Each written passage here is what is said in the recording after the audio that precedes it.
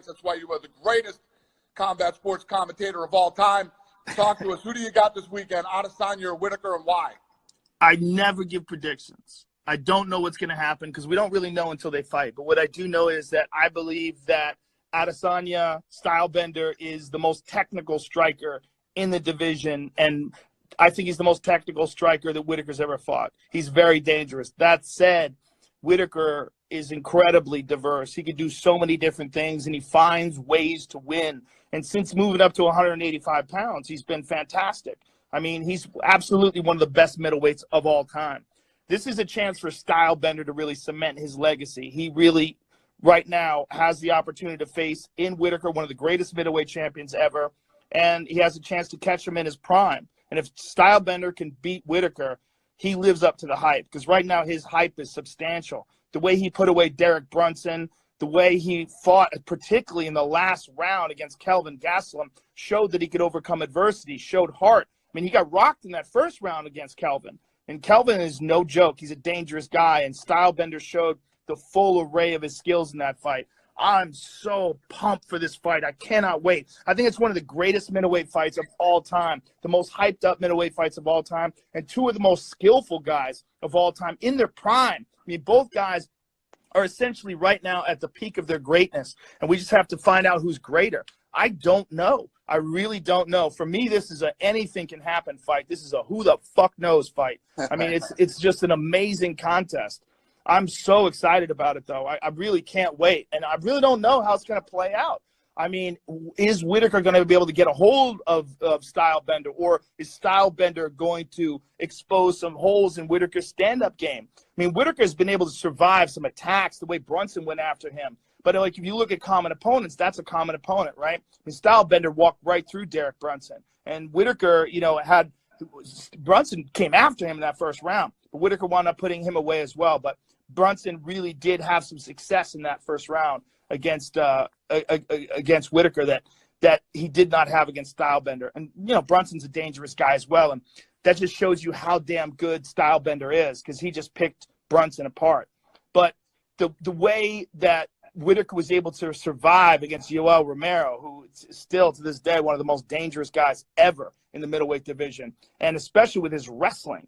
I mean, he blew out Whitaker's knee early in the first fight, and Whitaker was still able to stuff the takedown attempts, keep the fight on the feet, and win a decision. Who the fuck knows, man? It's just an awesome, awesome fight. I just cannot wait. It's true. Everything you said is absolutely true. The other question is, does Whitaker get in there, not like the stand-up, and choose to wrestle? Yes. I mean, he's the guy who could have wrestled in the Olympics, but didn't. So, you know, and one of the big things that worried me early on about Stylebender was his wrestling, and would he have a hard time in the UFC? But his takedown defenses looked incredible, and he's done pretty well for himself.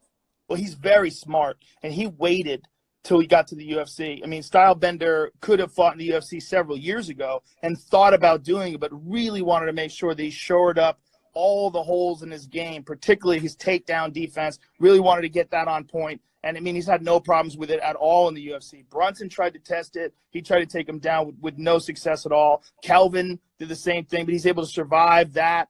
Look, and I think Kelvin's one of the best guys in the division, and that fight was just incredible. That fight, particularly the fifth round, showed you what kind of metal Stylebender's made out of. Because when, I don't know if you know the beginning of the first round, when he looked over at Kelvin and said, "I'm ready to die." Do you know he said that? No, I didn't know that. He talked about it. He looked over, and he knew this was the fifth and final round. He knew this was everything. This was all on the run. And he said, you could see him say it. You could see his lips move. He goes, "I'm ready to die."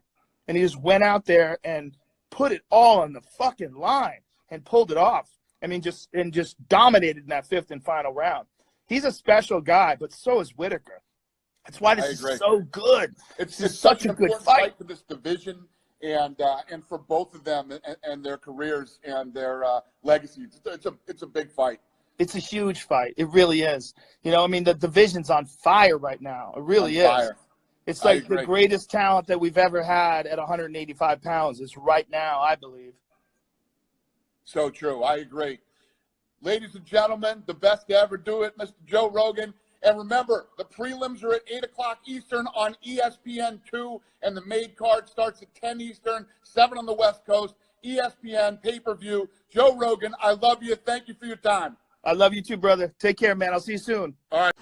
What's up, everybody? I am back. Tomorrow is the big fight. I hope you guys are as pumped as I am for this fight. It's going to be awesome. So today, we're going to be talking to Mario Lopez. He is the host of Access Hollywood. He is a huge combat sports fan. This guy loves combat sports. He trains. He does all that stuff. And his son, Nico, is a wrestler. He's a bad little dude. Check him out on Instagram. We're just waiting for Mario now. Once he pops in here, we'll get him on. What else is going on, everybody? Friday, big weekend. I'm here. I got my son's homecoming game tonight that I got to watch, and then so fucking excited for these fights this weekend, man. I'm so excited for these fights. Thank you, my nice guitars. This one here is signed by all the band Rage Against the Machine, one of my all-time favorite bands. This one is signed by all three of the Beastie Boys, one of my all-time favorite groups. And then those two bass guitars up there are Fleas from the Red Hot Chili Peppers, spun by Damien Hirst. All right, let me check and see if he's on here yet. Mario Lopez, where you at? Not here yet. Okay.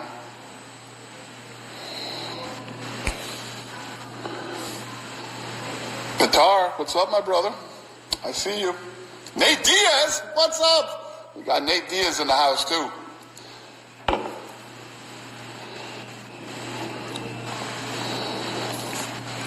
Nate Diaz Masvidal coming up. Madison Square Garden, New York City. That fight is sold out. Sold out. That is insane. Congrats, Nate. And Masvidal. Oh, there's Mario. He's here. Help me get Mario in here.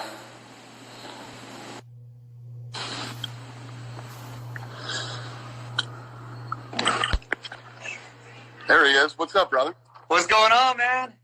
How you doing? How you feeling? You tore your bicep? Tore my bicep. There it is. And guess what?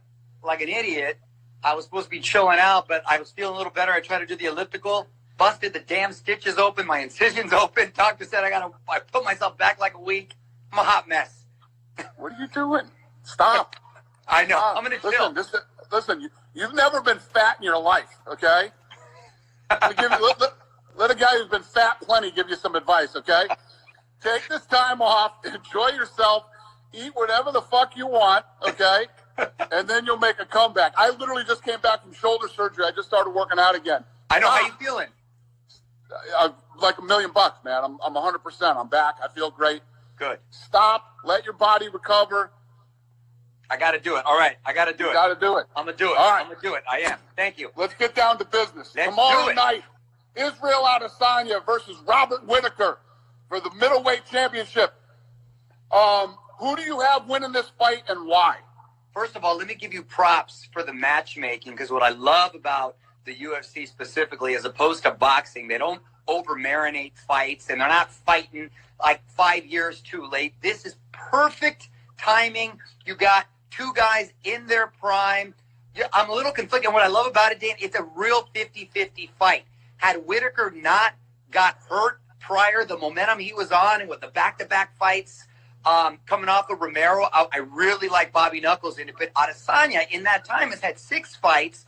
My man really impressed me against Kelvin, the way he was able to close the 5th round. Yes, he got a little buzzed, and he I don't want to say necessarily looked bothered by the pressure, but you kind of started thinking, okay, I see the type of maybe approach you might have to him, because he's talented on so many different levels.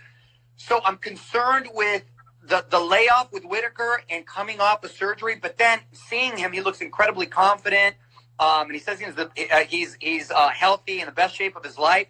If he's able to pick it up where he left off, I maybe slightly favor him, because I think he's smart about the way he applies pressure. He's you heavy. slightly favor Whittaker.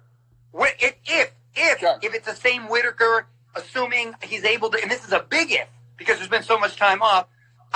Let me preface it by saying, if the same Whitaker that was coming off of Romero were to step into the octagon with Adesanya, I would lean towards him. However, because of the layoff and he's facing such a dangerous opponent, and Adesanya's got so much momentum going and a lot of confidence, I'm almost slightly favoring him. But again, I'm really torn, man, because it's a very 50-50, I think, even matchup. But that's what makes it sort of fascinating and intriguing. And, of course, that all the pride at stake and being in Australia. I mean, I'd venture to say this is the biggest combat event in the history of that country, right? 100%. Yeah, 100%. Special things happened there. I remember number when two is Ronda Rousey. Exactly. That's what I was going to say. Special things happened there because I remember when Holly obviously infamously knocked out Ronda Rousey. But I am fired up, man. I am fired up. I cannot wait to check it out. And, I like both guys. Obviously, completely different in styles and personality.